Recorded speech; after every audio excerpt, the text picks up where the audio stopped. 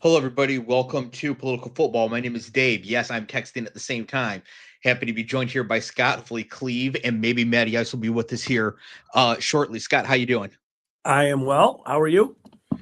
Good to see you. Good to see you too. We missed last week as last week was insane for a number of us personally, but Yeah. I'm I'm much happier to be coming off a Lions win against the Giants than an ass kicking against the Eagles. So I guess that's a little bit better here. Yeah. Um, Still ugly yeah, though. very, very, very ugly. So a lot of just ugly football in general. So we're gonna get just right into it here, going all the way back to last Thursday. Scott, who played last Thursday? I don't know. The Bills lost to the Texans 23 to Oh, that's right. 19. Yeah. Yeah. Yeah. So much has happened since then. It's easy to forget that the Bills suck. Yeah. And honestly, that Texans defensive line in that one game sample is just ridiculous. Like it's ferocious. And the Bills had no answers for it. Josh Allen had no, it was crazy. Yeah, James Cook broke off a long touchdown run at the start of the game, but then after that had 16 carries for, 60 yards or something, like Yeah. nothing to write home about. I mean, it was just not a good performance at all from Buffalo, and we've talked about them before being maybe a little not as talented as they need to be, but this is bad. They feel, in some ways, it feels like they're capped because they don't have enough outside weapons.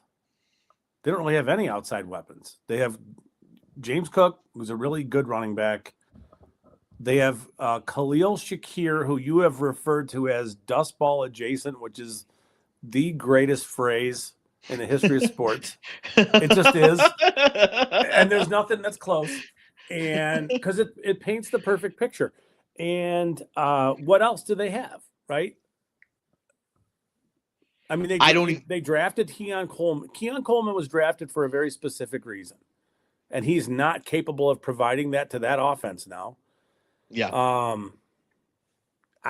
don't know. They're a team. They need weapons, right? And it just feels like they've never been able to get over the hump in the playoffs and in important times later in the season. And I just wonder if they had more weapons for Josh Allen, could they maximize him? He's older now. yeah, he's like 30. I mean, I don't. He's.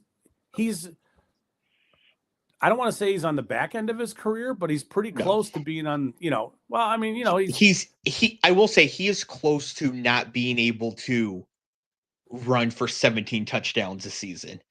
Right. That yeah. part will go. That part will go for. But he is accurate. He's got the big arm. Like he'll be a Oh good, yeah. effective quarterback for 6 more seasons. But But you're right. think about Jamison Williams in that offense. What Yeah, Josh Allen would be able to do yeah. with him unlocking all that speed. I don't know. I don't know if it's so much they need a big bodied outside receiver. They just need somebody who can stretch the field. They need any sort of talented receiving threat, no matter what style it is. It could be you could get Wes Welker. I don't care. Like just get somebody who's an elite level receiving talent. Yeah, A tight end, uh, downfield leaping T Higgins type, a speedy Jameson Williams type. Just get somebody who's elite at something. yeah, yeah. To give Josh Allen a chance, because there will be games where teams will be able to shut down their running game, and there's just I know they're missing Dalton Kincaid. He was a big part of their offense, but it just seems like they're capped, and it was a good example of that on Thursday when the Texans were just able to, all right, we're just bringing Will Anderson and company, and good luck, and they got home. Yep. Yeah. Steelers 28, Bears 31, because mercifully all the games in Europe are done. So this game was here in the United States. Steelers 28, Bears 31. The Bears are 8-3, winning the NFC North, and might actually win the NFC North, Scott. I don't know. have you looked at their schedule the rest of the way? I have, but with the Lions and Packers playing each other tomorrow on Thanksgiving, one of them is going to take another L. Yeah. And Well, they get the Packers twice, so that's problematic. Or it could be good for them. They may distance themselves from Green Bay. Right. So like if the Lions beat the Packers, the Bears have the chance to just split with the Packers and not worry about it. Yeah. And then split with the Lions, has already lost one, split with the Lions and kind of not worry about it. Like the Bears are in a much stronger control of this than you would think, given the skill of the Packers and Lions and their records. The Lions have the easiest run in because even though they play some tough teams, they play every game in a dome until they go to Chicago in the last week. Yeah. So I think the Lions actually would be my favorites to do it, but that's still at like 38%, with the Bears at like 35% and the Packers at 23%. I don't know if those percents add up. I'm not a math person. But I think we really have to start to consider that the Bears are going to host the playoff game this year. Like that gets a real possibility. Who does Chicago play this week? This week, I'm pretty sure this week is a loss. At Philly on Friday. Yeah. So, yes, they might lose at Philly on Friday, but the Packers and the Lions have already lost to Philly as well, right? Yep. So all they can really do is sort of hold serve with the other two. And if they beat Philly, they get a game up against the common opponent against the other two. So it's kind of like a free roll for Chicago on Friday in terms of the division. Well, I mean, if they lose and let's say Detroit wins, then they're no longer in first place. Right. But what I'm saying is that like when the season is over, right? All three of these teams will have played Philadelphia. Mm-hmm. Green Bay and Detroit have already lost. So if Chicago loses them as well, then no harm, no foul. All three lost to Philly. Yeah, I get what you're saying. Yeah. Right. Yep. So the Bears really are in a position to just get, make a huge leap over the other two on Friday. Yeah. Now, they will lose to Philly, I think. Yeah. Which will harm them for like number 1 overall seed. I don't see the Bears doing that. That's going to come down to the Eagles versus whoever is going to be in the West. Yeah. Or the Seahawks. Or the 49ers. Yeah. Somebody out there. 49ers, but the Seahawks have their own opportunity to make a claim there. But yes, probably the Rams or the Eagles, assuming the Bears do lose on Friday. But as far as the division goes, I don't think losing to the Eagles is a huge deal because their two main rivals already done it. That's true. The problem is in the remaining 5 games, there are 3 divisional teams. They get the Lions at home, they get the Packers twice, right? So, you know what I mean? I don't think that's a problem for them. I think that's actually a great thing. They kind of have to win all 3 of those games for it to be a great thing. Let's say that they were currently 8-3 and they only had one of those games left. Yeah. That would mean that they've basically either swept them all and lost 3 other random games, or they've already lost a couple of those, right? Yeah. They're 8-3 with the chance to win all 3. That's a better position than being 8-3 with the opportunities behind you. Sure. It's just, I think they're going to be, I think they'll be favored maybe in one of those 3 games. Maybe. The one against Green Bay at home. Yeah, it's a difficult spot. It's spot, but it's an advantageous spot over the reverse. So I'm saying is that the schedule might be difficult, but it has actually laid out very well in front of them. Yeah, for them to recognize their goals, which is not something we would have thought at the start of the season. Colston Loveland is very good at football.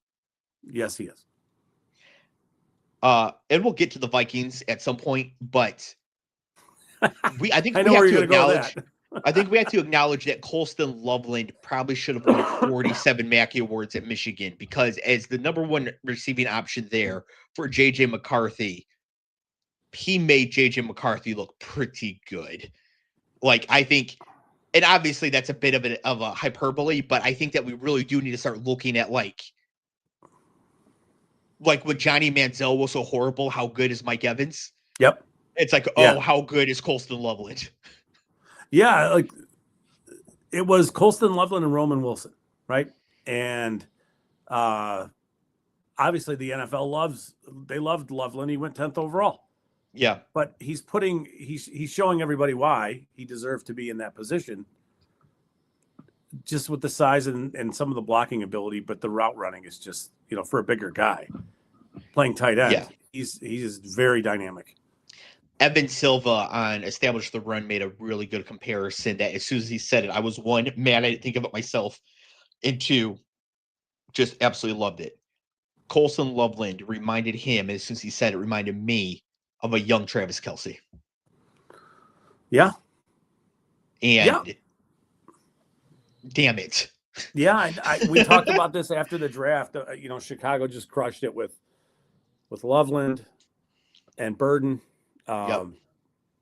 Yeah, it kind of blows. Good for Chicago. They have to be. I was telling my brother last Sunday, we were watching the Lions game, and and he was kind of getting after the Bears, and it's like, well, if you're a Bears fan right now, with all the craziness that's gone on for years there, don't you have to look at it and think, wow, this is incredible?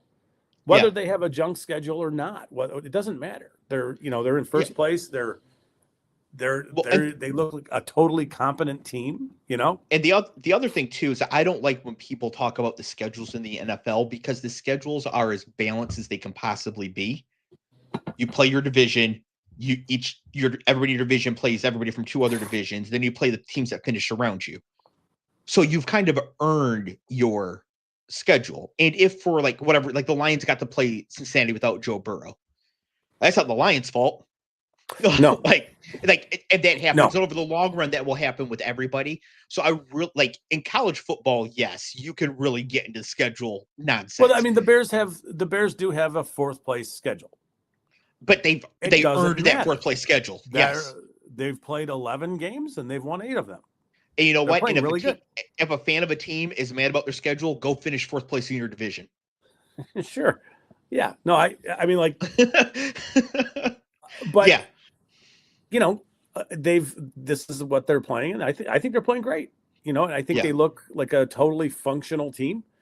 It hasn't looked like that in recent years in Chicago. It just hasn't. It should be year zero. Really should be. Yeah. Yeah. I mean, they should have. There should be a gap year, like you're saying. 8-3 at this point in the season is remarkable for them. And I don't think that the Lions or Packers are terrified about up-jumped Chicago here because I think Green Bay feels solid with their coaching staff and their quarterback and kind of what they got going on. The Lions certainly feel comfortable with their coaching staff, their identity, and their quarterback this year and next year.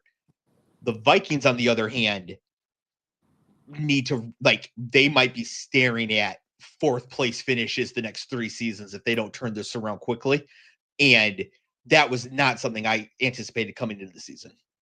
No, I think it's hard to find anybody who did. I don't know that their problems are just J.J. McCarthy, though, truthfully.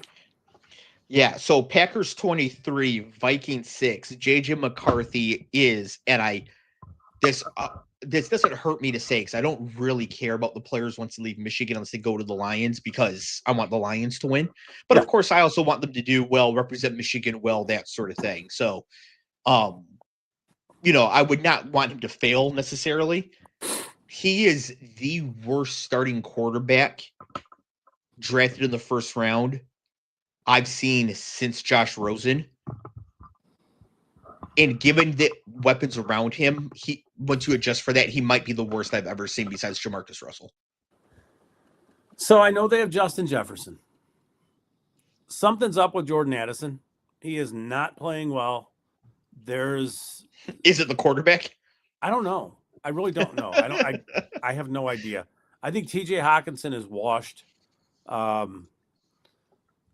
I just don't, it's just strange looking at their offense and seeing how out of sorts it looks.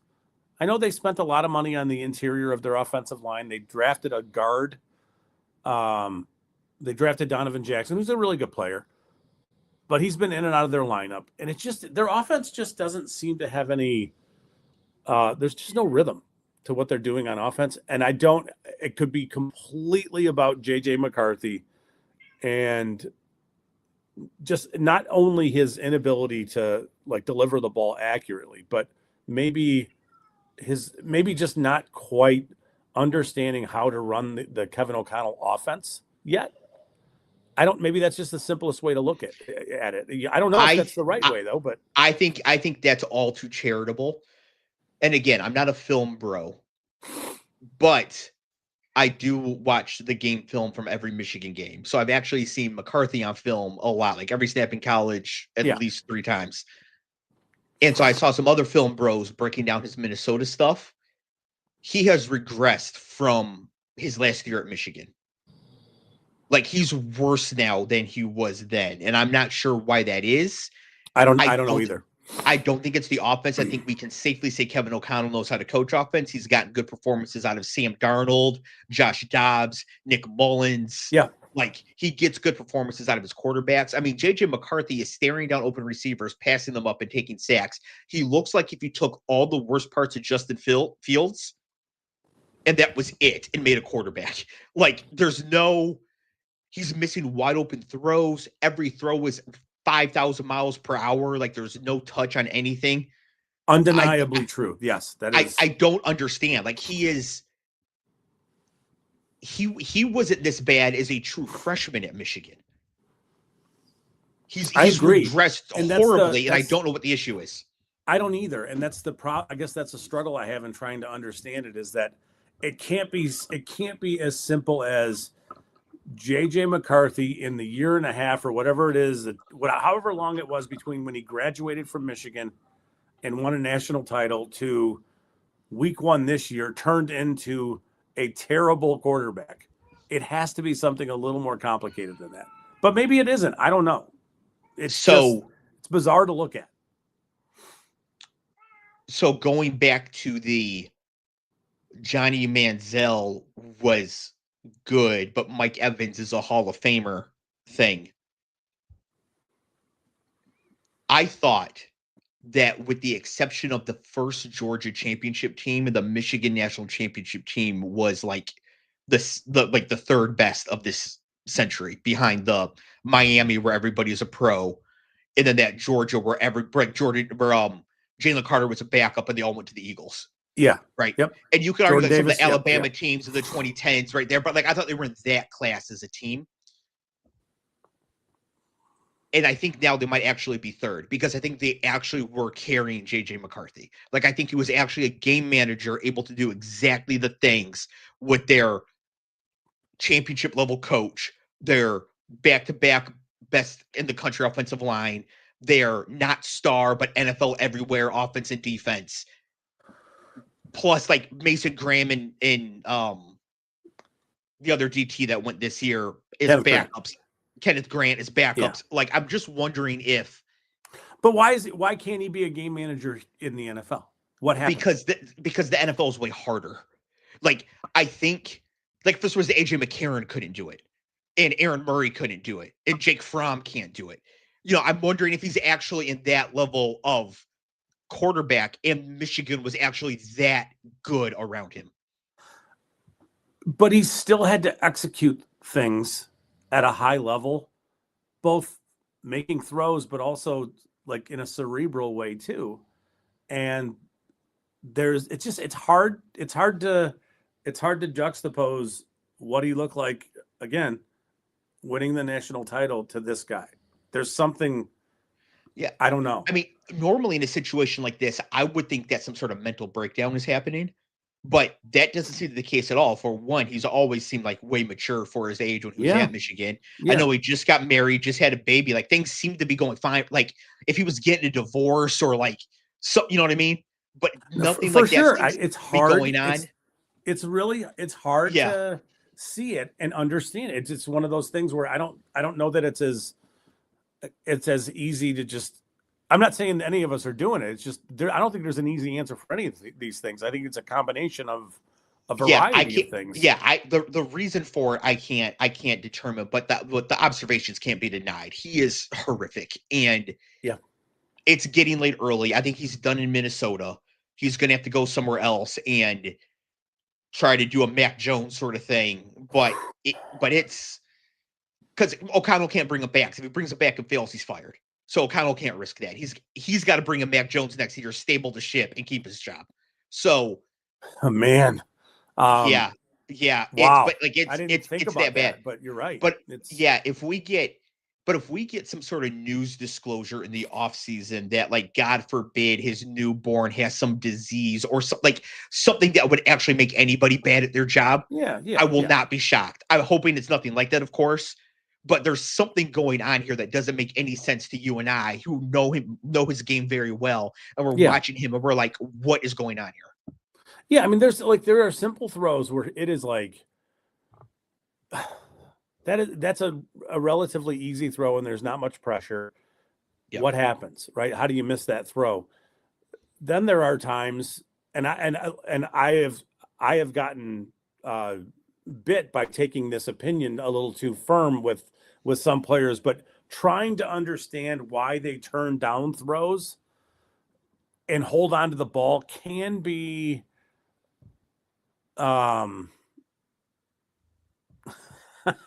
it can be it's sometimes is not necessarily the best approach. Let's just leave it there. Like there are things that on offense that maybe it's a little different. Even sometimes you think he's looking a certain way and he's not. So it's like we're crushing a guy for not hitting a check down when he's not even looking there. So are we really saying that he should be able to see everywhere at all times? You know what I mean? So sometimes we have to be careful with, in a perfect world, you'd want progression from left to the middle of the field to the right side of the field, and in somewhere in there, a recognition that, like, okay, the safety's rolled over the top of our vertical options, so you shouldn't even look at that anymore. I don't know that offense necessarily works that way, but I also don't know exactly how Kevin O'Connell teaches it. So I don't know. So Paul says, counterpoint, McCarthy was a quarterback whose OC decided couldn't let him throw against Penn State despite a narrow lead. This is the 2023 Penn State game. Of course, Sharon Moore was coaching in that game. Counterpoint, Michigan couldn't block Abdul Carter. So we ran the ball nonstop because the only negative plays we were going to take in that game were getting behind the sticks. Didn't he get hurt on the first snap of the game, getting sacked by Abdul Carter? He did. Yeah. And so, but Penn State could not stop Michigan running the ball because neither could anybody else. And that was the reason for that. So you made me see something nice about Penn State. Because we could not block Abdul Carter. Maybe that was his whole point. Yeah, we could not block Abdul Carter at all in any way whatsoever. And the only negative plays we were going to take on offense in that game were sacks from Abdul Carter, force us into passing situations. We were going to do it. We're going to run the ball. And Michigan won a national championship. The Packers won. I don't think neither of us are saying that he was this uber productive. He wasn't super productive at Michigan. They didn't need him to do any of that stuff. No, but he was way more skilled at Michigan than he has been in Minnesota. Yeah, he was. Yeah, he didn't turn down open receivers to take sacks at Michigan. Yeah, I mean, I would say that in the fourth quarter of the first game this year, he had moments where it looked like the way he looked at Michigan, like splash throws, big time throws, all that stuff. But what's happened? I don't know. It's weird. It's a strange thing. Yeah. Rich Rebar of Smart Football started calling him Jonathan James because he doesn't get to be JJ until he plays better, which I thought was pretty funny. Yeah. Excuse me, cat. My cat's laying on my notes. Excuse me. We're going to go. 1 second here. We're going to go to the Giants. I just need to find it here. Lions 34, Giants 27 in a game that was somewhat embarrassing for the Detroit Lions. I'm happy we got the win because wins matter in the NFL, but nothing about this game told me the Lions are a threat to win the Super Bowl. What do you say? You subbed it up perfectly. They're at a point where, so first, Jameis Winston was incredible in this game. He really was, but I don't know exactly what the Lions' plan was to pressure him. I really don't know what it was. I don't think Hutchinson played real well in this game. His win rate was low. They didn't really get after Winston and force him to do the things that we all know that he will do. But he made just some ridiculous throws in this game. He played great. He was awesome. The Lions offense looks lost at times. Graham Glasgow, there were moments in that game. I don't know how close you watched it, but there were moments in that game where when they zoomed in on him, you could see that it was a guy who looked like, my body just can't do this I can't do this anymore. I just can't do it at a level that's even replacement level. I would say and I'm not taking shots at him because I think he's giving every bit of effort he's got. He's giving everything he's got, and it's just not good enough. He's probably a bottom 5 center in the NFL. And you're playing a backup left guard and a rookie right guard, and it's a problem. And it's a Jared Goff problem because he's uncomfortable, and there's a little panic happening. And then you got Amon-Ra suddenly having a little drop issue going around. He does have a wrist injury going back to the Cleveland game. I think he hurt his left wrist. But still, there's stuff there where you think, if Jahmyr Gibbs wasn't literally an alien level football player, they don't win that game. And if they don't win that game, they probably are looking, you're really on the outside looking in to just get into the playoffs. Yeah, they're technically already on the outside looking in, but I think it's more smoke and mirrors. I think that settles itself for the next couple of weeks. But yeah. They have a couple of tough matchups the rest of the way, but it's just I don't think they played good football Sunday. I think the Giants did until the Giants went full Giants. You know who was not on the field? I don't think he was on the field on the first play in overtime on defense for the Giants. Dexter Lawrence. What are we doing? That seems like a mistake. A little bit. Do you remember the Tampa game where Gibbs busted off the 70-yard touchdown run? Yeah. Who wasn't on the field? Vita Vea. Right? So, I don't know if that's why Bowen got fired. I think there's just there's some generalities on why you would do that, but I don't know. I was surprised at how good I was really surprised at how good the Giants offense looked with, think about it. No Neighbors and no Cam Scatterbo. Their offense is pretty dynamic. It was on Sunday for whatever it's worth.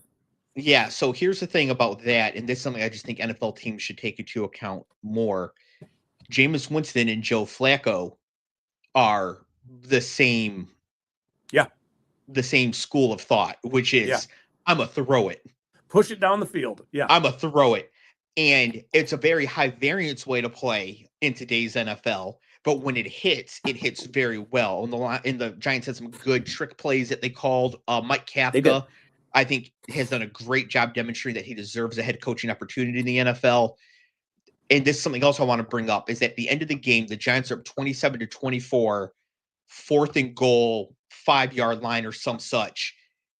And they decided to go for the touchdown. And the announcers were shocked. Why don't you take the points, make it 6, force the Lions to get a touchdown? Mike Kafka was 100% correct there. Yeah. And it's correct in a way that is sort of new to people who casually watch the games. And again, people who announce NFL games are casuals because they can only watch one game at a time. So they're not my casuals of their X's and O's. Like Tom Brady is not a casual in terms of knowing what's happening on the field, but he's a casual in terms of just the game as a macro, because he only watches one at a time and focus on the Patriots and the Bucks or whatever. Yeah. By going for it there, and they're from the 5-yard line, so they make it 40% of the time. So they win 40% of the time. Yeah, but then you're also pinning the other team's offense inside the 5-yard line. If they don't make it, the Lions have horrible field position. But just making it, they win the game 40% of the time. If they kick the field goal, they win. They don't just win off that one play. Yeah. Right? They cede their chance to win. taking the chance to just win the game there. If this was a situation where it was 31-30 because the Giants had just scored a touchdown with no time left, and then they went for 2 for the win, everyone would be like, yeah, obviously. Sure. It's effectively the same situation. Yeah. Right. So that's very sharp of Kafka to do that in a situation where he's basically auditioning for teams. And to just know to do that right there, I thought was very sharp. Of course, it didn't work because the Giants didn't execute. They didn't execute on defense. They didn't execute overtime, so they lost the game. Yeah. But they didn't lose the game because of that decision. No. They could have won the game because of that decision. So I thought that was very, very sharp of them. Also, as soon as the game was over, I was very mad at number 96 in the Lions, Derek Barnett. He missed the sack on Winston. Then he got ragdolled by Winston. Who? On the pass. Derek Barnett. He's number 96, right? It's Al-Qadim Muhammad. Same guy. Al-Qadim Muhammad. Okay, Derek Barnett was his name before he converted. Al-Qadim Muhammad. Al-Qadim Muhammad, I guess, is number 96. Yeah. And when he first got ragdolled by Winston, I wanted to be cut. But I've had some time to think about it. Oh, no. And I wanted to be cut. Okay. I can't. I'm not saying that's the right thing for the Lions to do, and I support whatever they decide to do in this case. However, I don't think I could coach the rest of the defense knowing that guy was still there after that happened.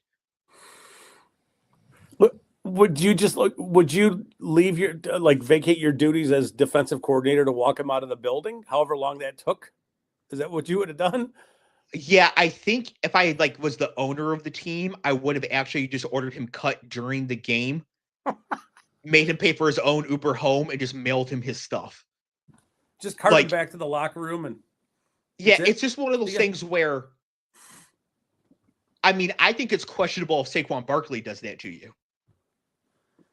Are you talking about the play where Winston just shook him off of him and then threw the ball down the field? Or no, I'm talking about the play where Winston was the receiver and caught the pass downfield, shook him, stiff-armed, stepped out of the tackle, scored the touchdown. That was the play. I think that was Derek Barnes. So we got two different people here? So you said Derek Barnett, who used to play for the Eagles and went to Tennessee, I believe, as a defensive end. I thought you were talking about Al-Qadim Muhammad, the defensive end number 96 from the Lions, and I'm pretty sure that was Derek Barnett's old number. But the player who was in coverage, who was not supposed to be in coverage, it wasn't his responsibility in any way, is Derek Barnes, number 55. Cut them both to be safe. Dave. No. Okay. 96, Muhammad definitely blew the sack in the backfield. Yes. Now that can happen because of momentum or whatever. I mean, it's embarrassing and don't do it, but that's understandable. If it was Derek Barnes, which is what I meant, not Barnett, I meant Barnes. If it was Barnes, whoever missed the play on the Winston reception needs to be driving a UPS truck by next week. That's Barnes. And please know, they really need him. They need him. He wasn't supposed to be. That's not his. He wasn't even supposed to be anywhere near that play. I don't care about him giving up the catch. Giving up the catch is the coverage issue. Yeah. Fine. He's not a coverage guy. You cannot get stiff-armed, spun, and juked like Jameis Winston is prime Gale Sayers. No, I hear you. He got all those things. Yeah. Yeah. You can't. That can't happen. I'm sorry. That's gotta soft benching. He's in the concussion protocol like JJ now. Soft benching. He doesn't get to play Thanksgiving. They really need him. You know this better than comments. I do.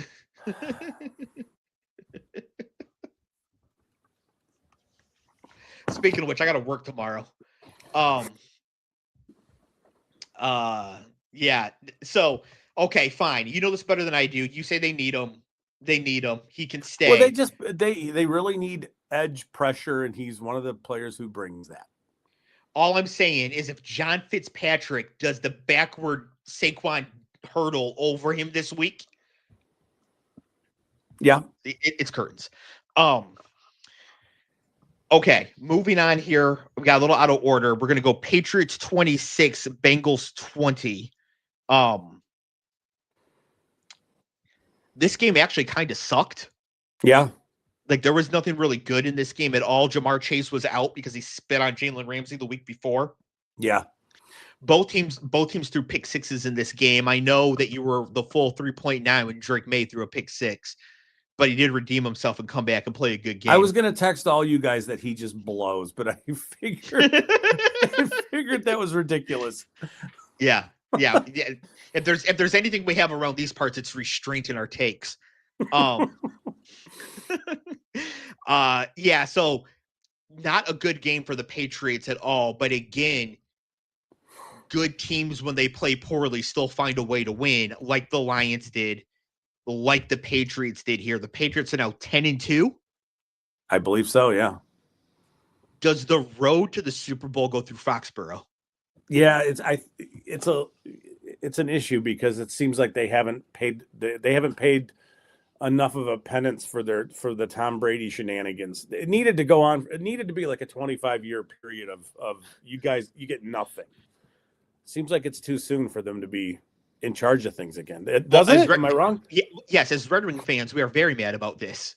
Like, you mean you could start a dynasty up in 3 years? Yeah, no kidding. How does that work? So basically nobody in this game was particularly great. Just the Patriots are able to pull it out. I don't have much more on this other than the Bengals Will are Campbell bad. getting hurt sucks for New England. Oh, yes, thank you. Sucks. Thank you. Yes, Will Campbell is hurt and out. He's out for the year, right? Like, I don't know if they've announced it yet, but he got carted. They put him on IR, but I don't know what the injury specifically was. I would imagine if it was a torn ACL or something like that, it would be. Yeah, we would already know, but I don't know what it is. But they did put him on IR. Yeah.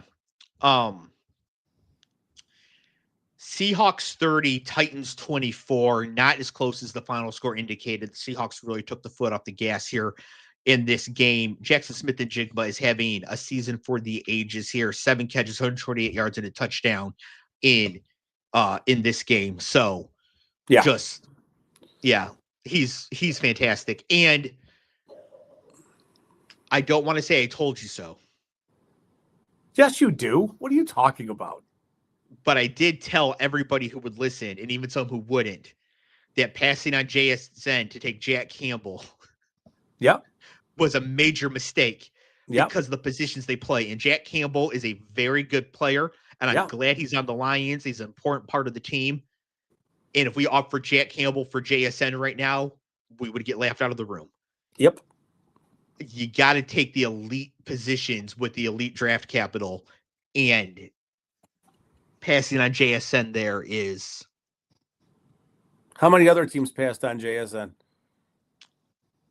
I mean, way too many. Like, the first receiver in the draft should be a top 10 pick going forward. Like, it's kind of like the first quarterback. Whoever the best wide receiver is, somebody needs one. He should go in the top 10. And JSN was the first receiver off the board at 20th. Absurd. Yeah. So I think about that 4 or 5 times a day. I wonder if he, I mean, obviously he got it was punitive because of playing at Ohio State behind their other dudes, and he always was sort of pushed as he's just a slot guy, he's limited, all this other stuff. He's the best route runner in the NFL. It's not particularly close. Yes. I mean, he's very dynamic. I don't think anybody could possibly have seen this though with him. See, I disagree with that. I think that this level, like, this is a 95th percentile outcome, which nobody should ever predict. But looking at him as a prospect, if you were to be like, what does his 95th percentile outcome look like? This was it. Like, this is exactly what you would have seen predicting his A+ result. Yeah. Right. It's not like he's winning like T. Higgins. That would have been out of the ordinary. Yeah. Right. If he was mossing dudes all over the place, that would have been something unforeseen. This is exactly what an A+ outcome for him should have been. The Titans are really bad. And I think they're going to get the first overall pick again. And with no quarterbacks that anybody really wants in this draft, we might finally see a team takes a non-quarterback number 1 overall.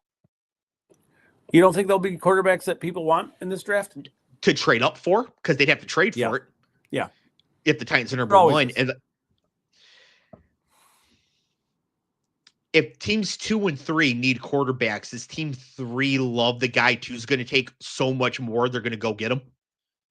Maybe. It just depends on who they really like. I mean, is it Mendoza? Is it Ty Simpson? It's not Ty Simpson. Ty Simpson is a Simpson 5th round quarterback. Totally agree with. I don't know what he's going to be, but I don't know that he's in the same class as what you would consider to be, top tier NFL caliber player.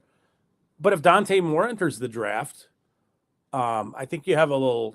There's between Dante Moore and Mendoza. I think you have enough there that there's quarterback needy teams everywhere, and it never works. I know that 2027 is going to be a great class of quarterbacks, but it never works to just wait it out. It's a rare thing to be able to wait it. 2027 is going to be a great draft class, period. Yes, it is. Maybe historic. Yes, but if let's say it's Mendoza and Moore, and team 2 is the Saints and team 3 is the Raiders, you're going to pay what you need to pay to jump the Saints because you prefer Mendoza over Moore. The cost is going to cost you. Probably. I don't know. Somebody give me a job. Somebody call Mark Davis. He's cheap. I'm cheap. I don't cost a lot at all. I will be GM of the Raiders for $750,000. Just $750,000. Just feed me. I'm good. Simple. $750,000. That's all I need. Also, I live at the Wynn. That's it. That's all I need. There's a lot. We got a long way to go before we get to this point, but Mendoza needs to have a good playoff. He needs to play good and he has to this point, but he needs to play good in big moments. We'll see. I think Dante Moore is a really good quarterback. He's obviously, this is year 1 though, right, for him. He really sat for 2 years. He's a smart dude though. Like his process has been flawless in this whole thing. Has been like, I don't necessarily need to worry about playing. I want to develop what's the best place for me to go and how do I maximize my future. Yeah. Smart stuff. So I don't know what his future is as far as whether he's going to be in the draft or not this year. I'd be kind of surprised if he was, but I do think that if you're being projected as a top 5 pick, you're probably going to enter the draft. I think if Julian Sayin murders Michigan and murders Indiana and wins the Heisman, Dante Moore might be in the draft this year, rather than trying to go up against Sayin next year. Yeah, but it's not just Sayin; it's a slew of other dudes. Yes, but at that point, it's like, oh well, he's definitely there. Yeah, right at that point. So maybe this is actually my best chance to get out of here, especially because Oregon is going to make the playoff. Right, he's got a chance to do some more there too. We are getting kind of ahead of ourselves here, but we are draft nerds. So just a little bit, yeah. Colts 20, Chiefs 23 in overtime. The Colts in this game don't do the Mike Kafka thing. They pump back to the Chiefs 3 times instead of going for it with chances to win the game. End up losing to the Chiefs in overtime. Scott, let me ask you a question. If you have a chance to win the game as a team, is it better to have your team on the field or Patrick Mahomes on the field? Oh, it'd be better for your team to be on the field. I would think so. Yes. I don't think that if I was a voter, I could vote for Shane Steichen to be coach of the year after that. It's just one of those things where I'm like, I'm sorry, you can't. Like it's variable. You can't win it now. I'm sorry. Yeah. It's like sort of that's so stupid. Well, it might have just been a bad day for him. He seems to be a good coach. It could have just been a bad day, but 3 times you just decide to give the ball back to Patrick Mahomes. And you lose in overtime, like, bro, you win. Just do the Dan Campbell thing twice. You win the game. Yeah, and I don't know what the numbers were as far as how many rushing attempts Jonathan Taylor had, but it just seemed like their offense was a little bit out of sorts. I don't know if this is a Daniel Jones comment or what. Not really sure. But at this point, Jonathan Taylor should be driving the bus there, period. Jonathan Taylor can be taken out of games by teams with good defensive lines. Yeah. The Colts need to be able to win in games where that happens. They should have figured it out here because like against Pittsburgh was their chance to be like, oh, if JT can't be effective, how do we win? And they did everything this game to do that, except for the coaching decisions. Because for as bad as they played, like they traded for Sauce. Sauce was good in this game. They did everything right to put us in a position to win, and the coach took it away from them. And that should be very disheartening for them in such a huge critical swing game. Yeah. For them, because they're going to win that division. They're going to host the playoff game. But they're not going to host two at the rate things are going. Do we think that Steichen is telling us that right now he doesn't totally trust his quarterback? Maybe. but it's also Daniel Jones. So like you can't go to really any game expecting to get a Pro Bowl performance out of Daniel Jones, but you can also go into any game knowing it could happen. Sure. So Steichen needs to be like preparing for games like, what if JT can't run and Daniel Jones is Daniel Jones? How do we win? Because that's what happened here. Yeah. And he's the one that let them down. Gotcha. Yeah. And so I just found this very disheartening for the Colts. I was excited to see the Colts, excited to see Daniel Jones kind of having a good bounce back here. And this was very disheartening for them. The Chiefs also played a bad game, but teams that play bad games find ways to win, and the Chiefs were able to do it here. Although I did think that last kick from Butker was going to go wide right. No comment. Plenty of comments. Look at my name. All right. Ravens 23, Jets 10. This game was closer than the final score. The Ravens only had 3 points at halftime and just kind of eventually sat on the Jets. Yeah. By being better than them. Yeah. But I did not find this game to be that Can we say that Lamar Jackson is very banged up and is just not himself right now? Is that fair? I think that Lamar Jackson is like 90%, but whatever his injury is, he and the team know there's a high re-injury likelihood. Yeah. So he's not running. But he has taken his sack rate this year is like 17%. Yeah. He's taking sacks at like a rate higher than Justin Fields' career numbers. Yeah, he is unwilling to run with the ball. Yes. And that's definitely no, I think he could run, but I think that the team is like, listen, if this hamstring goes again, you're done for the season. Yeah. Do not run. Yeah. Until the Super Bowl. Yeah. And so he's not running, and the offense is sort of geared around him being able to run. So they're kind of having to adjust to it. And Derrick Henry, I think Derrick Henry's going to have a great game tomorrow against Cincinnati. So I don't want to get too out ahead of this here. But Derrick Henry is like 31 now. Mm-hmm. He won't be as effective late in seasons as he has been in the past. He will not. Yeah. Because he used to have his superhero ability used to be he can get 492 carries and carry 492. He's at maximum stamina because he's the Hulk. Yep. But it's just not true anymore. He actually takes stamina damage like a normal human being. So he has 2 touchdowns in this game, 64 carries on 21 yards though, or 21 carries for 64 yards. Yeah. Yeah. Not great. No.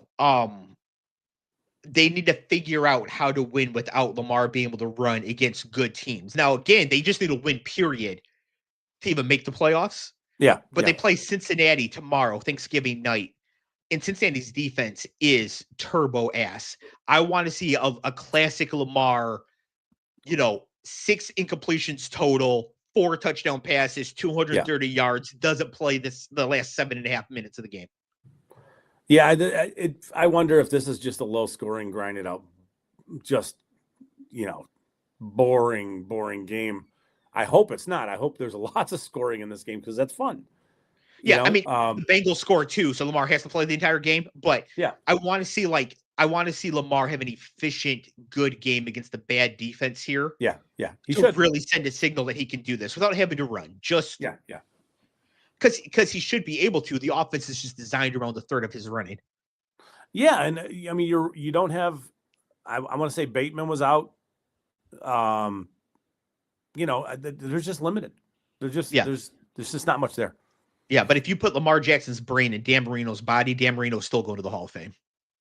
So it can be done. They just got to figure out how to sort it. The Jets are really bad, and if I'm a Jets fan, Cleve is not here, but if I was a Jets fan, I would want the Jets to lose out. Yeah. Basically, Yeah. just wrap up them picks and lose out and reset year zero, like you said earlier. Yep. Yeah, and the Jets would definitely trade out of that first pick this year. I would, because I think that they are okay sucking again next year too if they had to. I think they're committed to doing it the right way. Yeah, it's I don't know how much time they have, like their GM, and you know what I mean. Like I'm not sure exactly how that would work. So I guess what I'm saying is that I don't think they're going to be able to trot out Justin Fields and Tyler Huntley playing quarterback for them next year. So I don't know who it's going to be. I think that the GM made the trades of Sauce and Quinn Williams knowing he would get to make the 2027 picks. Maybe. And so they can go get some asshole, Mac Jones or Josh Dobbs or somebody to just kind of see him through. Aaron Rodgers might be available. Right. Browns 24, Raiders 10. Obviously, the discussion of this game begins and ends with Quinshon Judkins, 2 Wildcat TDs at the goal line. That dude's the real deal. Is that what you think the discussion of the really? No, you're right. We got to start with Chip Kelly getting fired. Sure. Yeah. So Chip Kelly, OC of the Raiders, wins the national championship with Ohio State last year as OC. In one of the most embarrassing ways possible. I mean, the national championship wasn't embarrassing. The loss to Michigan was, but that was embarrassing. It's that Ryan Day is a mentee of Chip Kelly. And then it was very clear that last year Ryan Day was running that offense and Chip Kelly was kind of just there for the ride. Do you think after the game they just walked him back into the office and just circled Brock Bowers' name on the game log and just circle, you're out? Like, what are you doing? Maybe. But Chip Kelly then gets a $6 million a year contract to be OC of the Raiders and gets fired after 11 games. Yeah. Congrats. It's nice money. Man. Yeah. See, I'm telling you, Mark Davis, I'm way cheaper. I will GM your team for $750,000. You bring along your buddies for $15 a year. It's good. It's perfect. Yeah, no, I know exactly what I would do if I had an opportunity to do this. I know exactly what I would do. You know why I know exactly what I would do? Because I know where my blind spots are. I know where the blind spots are. Kind of important. So I know exactly who I would bring in to complement the things that I don't know as well. But I don't think it's going to happen unless maybe somebody can forward this episode to him and maybe we'll see what happens. I don't know that Mark Davis knows how to use YouTube. I would need to be in a position to buy a team to do this. I think that's more likely than me like working my way up to being a GM somewhere. Starting at 42 years old. Yeah. I'll win. The concept of buying a team is pretty unlikely too, though. Let's be honest. I will win $1 million tomorrow on DraftKings. They have a $5 million tournament.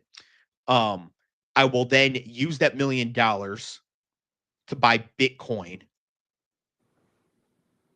And then in 10 years, I will buy what franchise is going to absolutely tank in value because everybody's leaving the area and then the economic base is gone. Like, what's the next Oakland? I'll buy the Bills.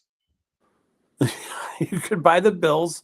You could maybe buy Arizona.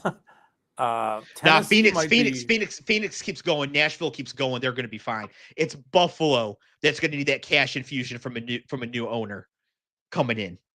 That's good luck. Yeah. So we'll see. We'll see if I can pull that off. Anything else about the Browns in this game that people are talking about or that mattered? I don't think so. Maybe Shadeur Sanders. Maybe Dave. I will say that Shadeur Sanders, that long throw to Isaiah Bond, Yeah. is his elite skill. Yeah.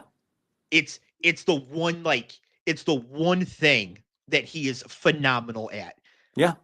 It was cool to see, but I think a lot of people were shocked to see it.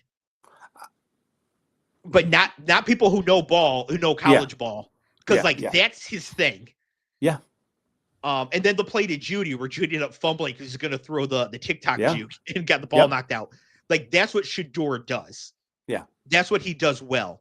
The I problem is giggled at it because, like, immediately it was like the Cleveland Browns just completed their longest pass of the season, and it's like, well, yeah, yeah, sure. And then so Shadeur does that, and he's good at like processing the defense. Like, he's high IQ guy. You would expect that from his pedigree, level of coaching, and all that. Yeah, he's basically Tua with a stronger arm. Yeah, maybe a little, but not much. Yeah.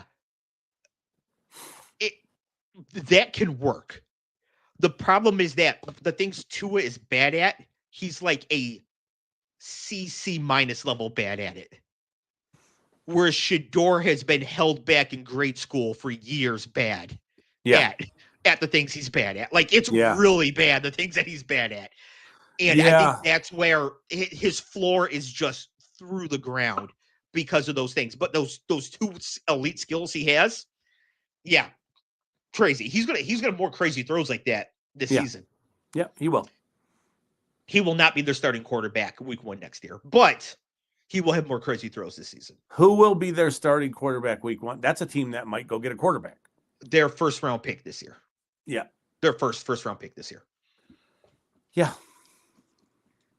Jaguars 27, Cardinals 24 in overtime.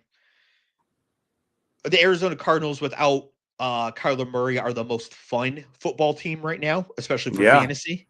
Yeah. Jacoby Brissett, we did not have the show last week, but 2 weeks ago, Brissett completed 47 passes in a game, an NFL record, and that jersey is already in Canton. Yeah.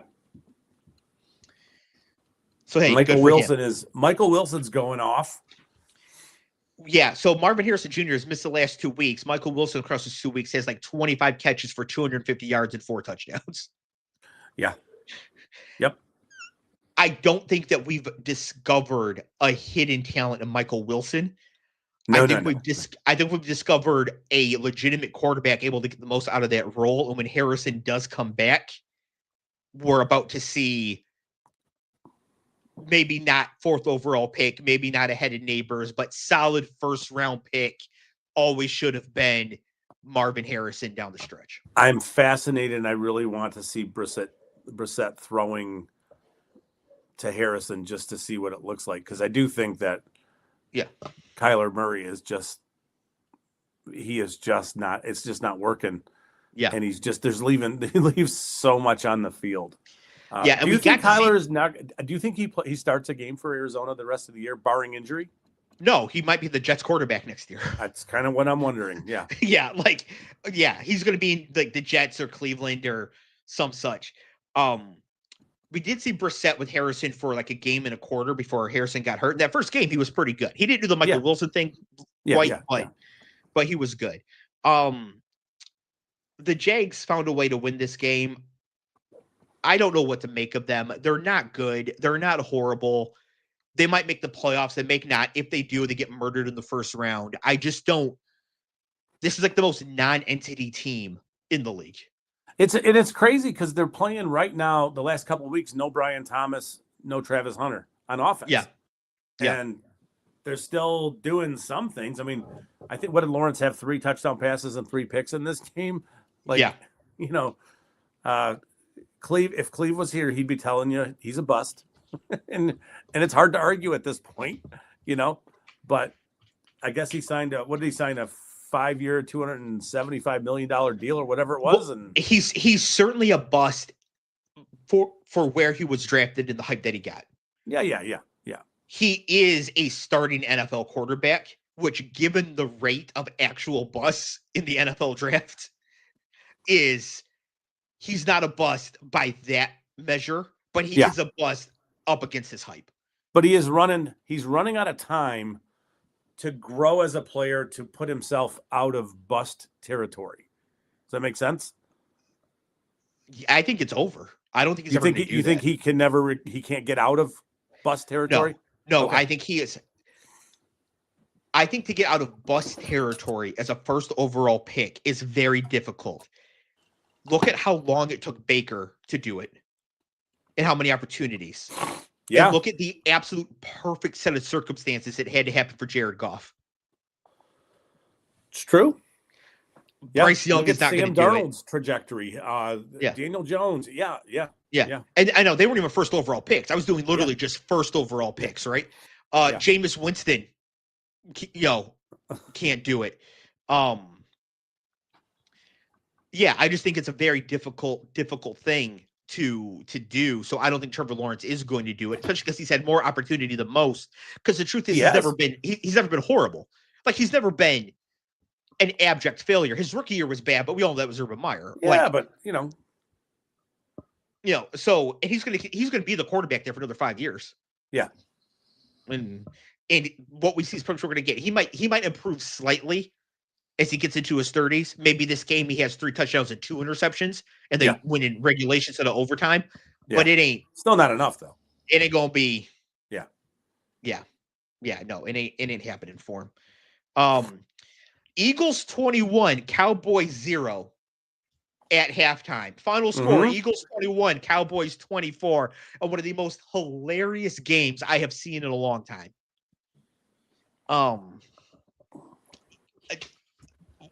I hope that this, as a fan of a team that needs to compete for Super Bowl this year and next year before the window slams shut, I really hope that this loss causes the Eagles to completely implode.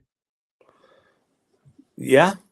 It was it's a tale of two halves. In the first half, they were spreading the ball around, and they were kind of unstoppable on offense. And then what happened?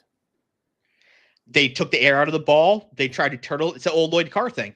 Yeah, and it doesn't work. Somebody's calling you. I know, it's the landline thing again. I gotta knock it off with the phones. No, I'm not kidding. What's a landline? What's that? What's a landline? It's this thing where I don't even know how to. Stop it. You're making fun of me. Oh, I was going to ask for all of our Gen Z viewers, of which there's like. Hang on, I'm going to fire the phone out of the office. Hang on. Okay. Well, while Scott's firing the phone out of the office, I will say that my good friend Chris is a giant Dallas Cowboys fan, and she's in our work fantasy league, and I almost sent a message to that league at halftime being like, can we get a status update? Need to know you're okay, that sort of thing. But I didn't because I got ADHD distracted and forgot to do it. And I'm glad I didn't, because I would never have heard the end of this as they came back and won in a manner that was really great for the Cowboys. Like, they played very well to come back and win this game, but a massive embarrassment for the Eagles. Like, the Eagles need to really, like, the Eagles' entire second half in this game was Derek Barnes falling off Jameis Winston. It's true. It's just, yeah. And you could see, like, from a Dallas standpoint, you could see that some of the moves like the Quinnen Williams thing is working out. Yeah. And, the George Pickens thing is just crazy. That whole story is just bananas. Mm-hmm. I do think it's hilarious that George Pickens' agent, is that how you say it? The agent for George Pickens is the same agent for Micah Parsons. So have fun with that, Jerry. Yeah. I recommend Jerry Jones doesn't try to initiate talks directly with George Pickens and freeze the agent out. Agent, Jerry. Figure it out. Simple stuff. Personally, I think at this point the Cowboys don't have a choice but to tag him next year. Unless they want to pay him like early. I don't think they can afford it, but they can tag him and have him for next year. Because I was thinking, like, you can't tag him and pay him top 5 money. He's going to get top 5 money on the open market. Oh yeah. Yeah. Like the Bills or the Patriots are going to pay him. But that's the thing is, I think he's expedited. I think he's played so good that it's altered the course of decision making for them to where maybe, you were thinking that you could tag him and that was the best. I think you need to pay him sooner rather than later because the price is just going to go up. It's not going to get cheaper. You good? Yeah. Sorry, I just had to send a message real quick. I agree with you. I think the Cowboys really only have they put themselves in a tough spot. They're acting like they want to win as soon as possible, but they're not really structured to win next year. Yeah. So they can tag him, get one more year out of him to help set themselves up for the future. They can pay him long term, but then you're basically for the rest of Dak, you have Dak, CD Pickens, Quinnen Williams, and you can sign one more really good defender then. Yeah. They're just it's a rock and a hard place. Yeah. I think they're better served tagging him and then seeing if they want to extend him still at that point. Maybe that's the best approach. Then you pay that raise. Yeah. But it's one of those ones where the only thing they can't do is let him walk after this season. They can, and it's amazing. They gave up a 3rd-round pick for him, right? Yeah. Pretty remarkable. Yeah. And now the Steelers need receivers. Now they got Roman Wilson. They're good. The Cowboys. You traded Pickens to give up a whole bunch of stuff for DK Metcalf. Okay. I'm telling you, there's no way that you and I, as co-GMs of an NFL team, would go worse than 6-11 as a floor every year. As a floor. Because there's just so much common so sense. If you own 50% of it, that's cool, but I promise I would screw stuff up and we'd have some issues. I would be GM, you would be assistant GM because I would be the one talking to the media. Oh, that'd go great. It would go great. They love a quote. Oh, Dave. Yeah, they love a quote. Everybody loves me. Doesn't matter love me, but they love a quote. So I'll give them quotables. They'll be writing back to the newspapers like we're gonna write this. Dave thinks the coach he hired is a stone moron. I don't think I would ever talk about an employee like that in public. I think that's bad form in any job. It is, but sometimes. Now when they cut to the box after the coach makes a bad decision and my eyes are spinning back through my head like a slot machine, that might give away what I'm thinking. But I wouldn't come out and say it. You're gonna have signs made, right? You're just gonna hold up a sign for the cameras. Why aren't we running the ball? Stay on the field, jackass. The coach is going to punt on 4th and 6 for the opponent's 47. I'm going to be up in the press box like. Yes, exactly. Perfect. Yeah, no, 6-11 as a floor. Just because it's kind of like the Mike Vrabel thing. Like Mike Vrabel always wins 8 games minimum because he doesn't do stupid shit. Sure. It's the same. It's the same thing there. The Cowboys play the Chiefs at home and then the Lions on the road. If they win both, they'll probably go to the playoffs. If they lose both, they're out. If they split, they have a chance. Mm-hmm. Pretty exciting for Cowboys fans here. My advice to them is to beat the Chiefs tomorrow. Yeah, it's kind of important. Because I do not think the Lions are a good stylistic matchup for the Cowboys. I think the Cowboys are the type of team, especially in Detroit, that Detroit does well against. I would, even though I would say I think the Chiefs are better than Detroit right now, the fact the game is in Dallas and how they match up stylistically, I think Dallas has a better chance to beat Kansas City than to beat Detroit on the road. I agree. Falcons 24, Saints 10. I don't know anything about this game. I don't know much about this one either, with the exception that I think Drake London's out, right? He did not play. No, and he's already doubtful for this weekend. And Kirk Cousins is now starting again for them, which is nuts because Michael Penix partially tore his ACL again. Talk about a team that might need a quarterback. Can you imagine?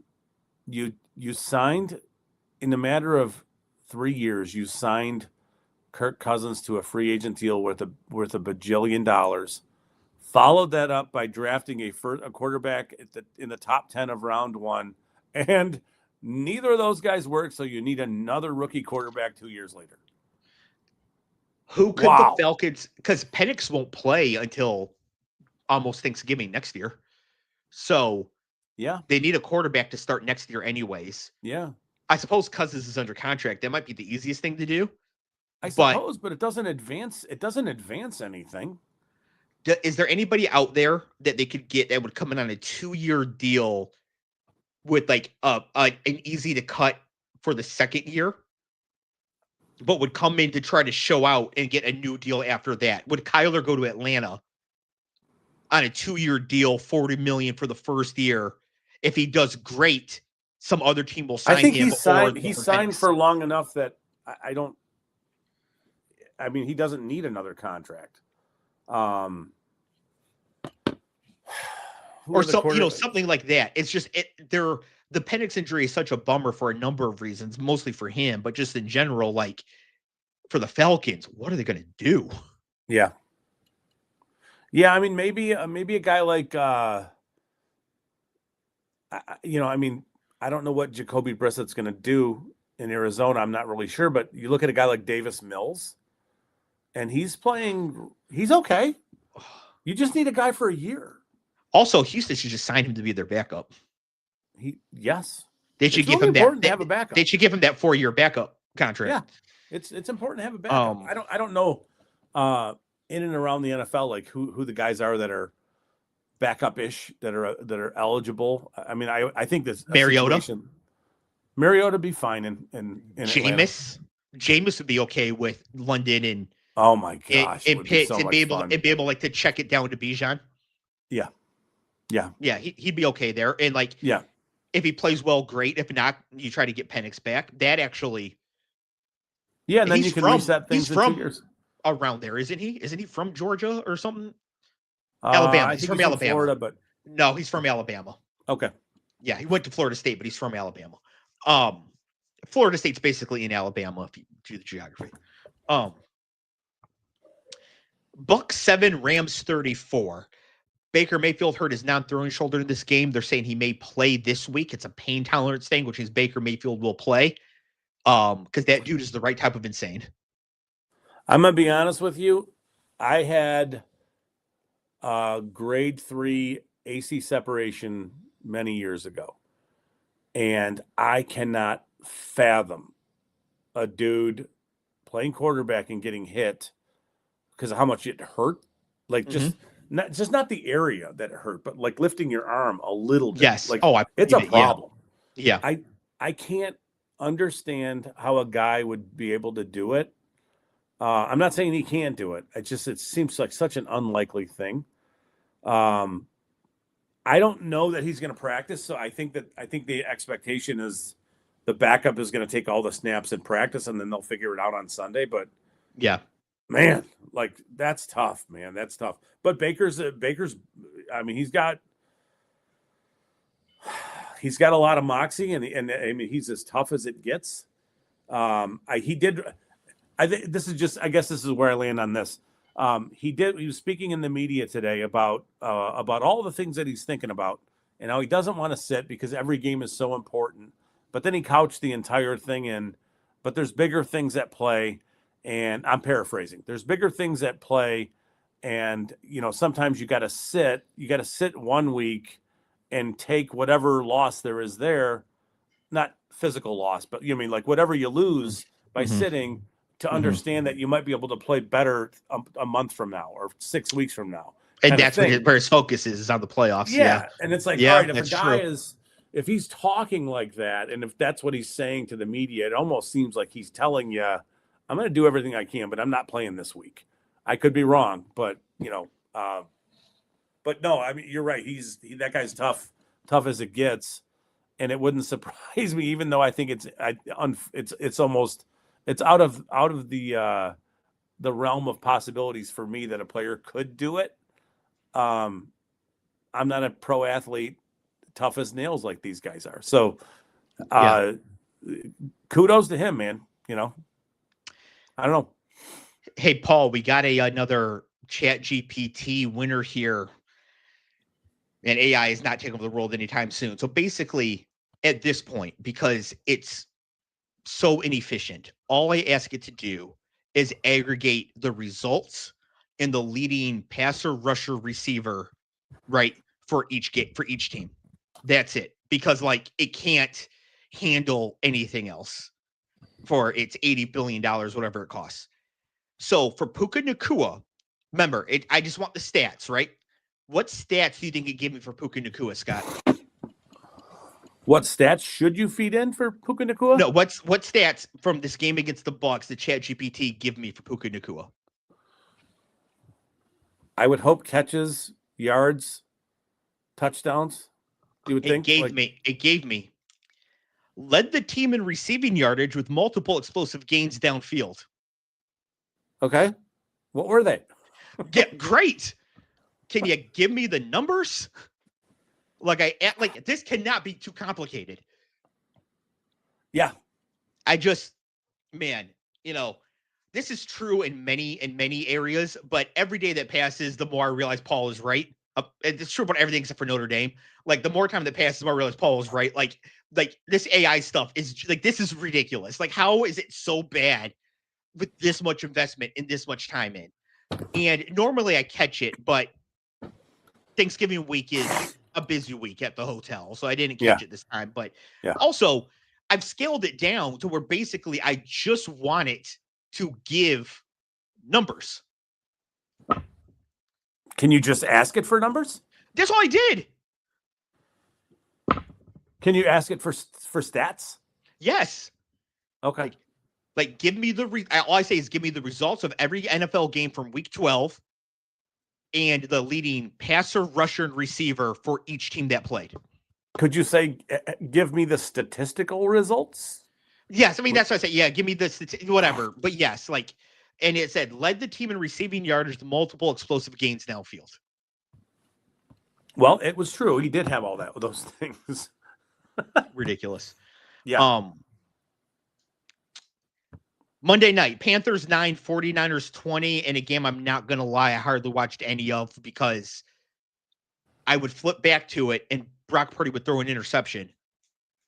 And then the Panthers would go 3 and out and nothing would happen. And I was like, I'm not Bryce Young would throw a pick. Yeah, I'm not suffering through this. Do we think Bryce Young is done? Like, what's the story there? What's your vibe there? Bryce Young deserves another chance on another team after next season, most likely. Backup come in and play, but just like Kyler Murray, I think that he's just too short. I think that's the real takeaway here is that if you're not at least 6 foot, you can't play quarterback in the NFL. Because there were moments at the end of last year see the where field. He looked like he had totally turned it around. Yeah, and he's just now it's been a rough year. I don't know what his numbers are, but it's been. I'm gonna look him up, but it's not great. It's not great at all. Let me look. I'm looking at. Go ahead and talk. I'm going to look at 18 of 29 for 169 yards, 1 touchdown, and 2 picks, including a pick from the 1-yard line. Yeah, that was the ugly one. Why can I not find? Are you ChatGPT? You can't find the numbers? You're trying to give a sentence instead? I'm not capable of doing anything, but I don't. Oh, there it is. Wow, that was good. Paul, all right, I just want to look at his year, like the number of the entire year. Oh, okay. Because I don't think it's great. So Paul says, I think his new head coach schemed things up nice for him last year, but defense has figured it out. Yeah, because he's super limited. Like, there's only so much you can do. Yeah. I mean, I don't want to come up as making fun of somebody with a physical disability, but when you're basically Tyrion Lannister compared to the people around you, like, it's going to be hard. He's thrown for 2,131 yards in, what is that? Is that 11 games? Yeah, 10 or 11. So 11 he's or really 12. it's not all that productive. He's thrown for 15 touchdown passes, but he does have three games where he's thrown for 3 touchdowns. So that's 9. So if he's played 8 other games, he's got 6 touchdown passes in those 8 other games. Which is just that's it's not good enough. And it's not like he's doing anything running either. It just I wonder. I don't know. So I don't know what the answer is there. Paul with a good point here. So Paul says exactly. He's not a lot taller than me, and I know what it was like walking past Notre Dame OL on campus. So yeah. Bryce Young is listed at being like an inch taller than I am. And when I was in high school, I realized I was never going to play college football because, like, obviously, right? But I was still always salty about it. Because I was like, well, you know what? Maybe if they got me in the weight room and whatever, I could at least walk on and do something or whatever. Right. Not like seriously, like I wasn't seriously salty about it. But at the same time, I was like, damn, not even have a chance to try anything. Right. And then when I was 20 years old, I was before a game down sort of near the sideline. And I got to stand next to true freshman Lamar Woodley. And it was at that point What'd you think? It was that point that I realized that these people are truly not human. I mean, they're humans with human rights, but as far as like their physical size and abilities, just no chance whatsoever. It's terrifying, isn't it? Yes. And Bryce Young is listed at 5'11", 206 or something. Yeah. I, in my life, not now, but I in my life have been 5'9", 200. There is no way in hell. For one, you can't see anything. Like, these people are all huge. Yeah. And then if they get hit, like, it just, I feel really bad. And there's going to be somebody that can come along. We're going to get another Doug Flutie type who's actually just so good they can make this work. But in general, if you're under 6 foot tall, you're not an NFL quarterback. And because Kyler is a sick athlete, he's made it work as well as he can because of his insane athleticism. Oh, he's an incredible athlete. Yeah.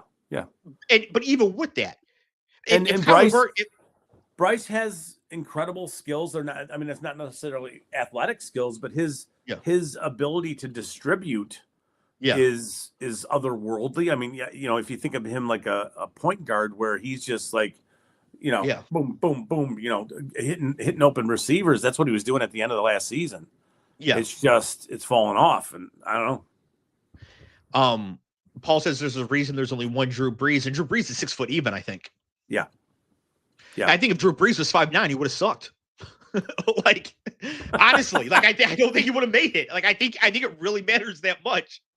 There's obviously a line. Like you couldn't be 5'2". There's a line somewhere. Yeah. And 6 foot, 5'11" and a half might be the line. Like that might be where you gotta be to do it. I have nothing else on this game. There was nothing else on this game. Yeah. So tomorrow is one of the absolute best fantasy football daily fantasy sports slates anywhere. If you haven't played or you don't play, I recommend playing tomorrow. DraftKings underdog. It doesn't matter. Crazy action. And again, DraftKings, there's $1 million tournament, $5 million to first, $5 buy-in. Anybody within the reach of my voice who is of age, Liam, should be firing into this tournament, at least one lineup, because how often could you win $1 million for a $5 entry? Yeah.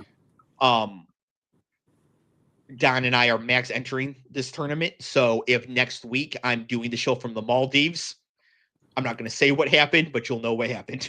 The Maldives. Nice. Just quickly for tomorrow, Scott, we got the Packers at Lions, Cowboys at Chiefs, Ravens at Bengals. Of these 3 games, which ones do you think will be the most entertaining? Which one, if people could only sit down to watch one of them because of the holiday, which one should they focus on? Okay, are we considering the what's happening in and around food and stuff like that around these games? Let's say that somebody can convince their peoples to schedule around a particular game. Well, I've always felt like the afternoon game is just like nap time game because people have eaten. You know what I mean? Like it's hard to. You're going to eat all this tryptophan and all this other stuff, and you're going to be diabetic and all these things. It doesn't really matter how exciting that second game is. You're going to fall asleep. It just is what it is. I would, if it were me, I would be watching the 1 o'clock game, and then I would be looking at taking like the 4:30 game as a window to just throw it on and whatever happens, and then dialing in the night game is kind of what I would be is where my approach is on. What do you think? That I think is normally the game plan, because normally you get some shitty NFC East matchup in that window. I don't think that Cowboys and Chiefs is the game to ignore. I think Cowboys and Chiefs is the game to prioritize. Very well could be. So I would say either eat early enough to where you can sleep for the first half of that game, or push dinner to the second half and eat during the second half. Now, of course, I'm assuming people can see the TV from where they're eating. This is not 1962, like put a TV where you eat. Yeah. And then sleep for the night game. But I think that most of the time, I think the Dallas game is the game to sleep through. This year, I think Cowboys Chiefs is going to be a very, very good game that's going to come down to the wire. It should, and it should be a good game too. Like there should be exciting plays that happen in that game, and the tempo of that game, the offense, all of it is gonna be good. Yeah. And my sneaky play for anybody who wants to play or wants to just make a bet, anytime touchdown, Tyquan Thornton. Yeah, you think he scores a long one? I think he does. I think he gets one this game. Okay, that's good. Yep. So that's my sneaky play, but he wants a sneaky bet. But remember the rule: if you follow what I say and it doesn't work, you complain to us. You got to fight Clev. Yep. So don't do that. Scott, any final words? Nope, no final words. I did send you a private text. Look at it. Text me back. After. I blocked your number. Okay. So well. Good to know. Thanks, man. I feel really good about myself right now. People say I'm good for their self-esteem. Especially players on the Lions who miss tackles. Yeah. All right. We'll even talk about Ragnow returning next time. Yeah, next week. We'll see how it goes if he plays, right? This is a backwards looking show. All right. Yeah. We'll be back next week to review all the action from this week. Although maybe not Thanksgiving because it'll be so digested by then. Literally. But the games after that. We'll be back next week. Thank you everybody for watching. Paul, anybody watching, comments, like, share, do all that stuff. Appreciate it. Peace.